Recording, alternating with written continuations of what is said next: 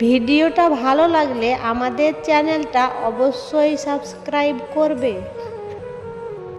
কিছু মানুষ এতটাই স্বার্থপর যে প্রয়োজন মিটে গেলে ছুঁড়ে ফেলে দিতে 1 মিনিটও ভাবে না। তারা শুধু নিজের স্বার্থটাই বুঝে। স্বার্থপর মানুষেরা ঠিক জানে অন্যকে কখন ইউজ করতে হবে আর কখন ইগনোর।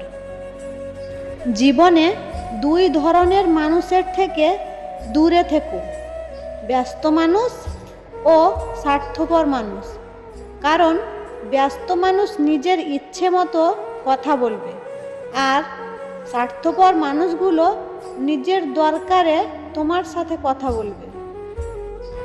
বোকা মানুষ ধোঁকা খায়, সৎ মানুষ কষ্ট পায়, সরল মানুষ আঘাত পায়, আর স্বার্থপর মানুষ আনন্দে দিন কাটায়। এটাই বাস্তব।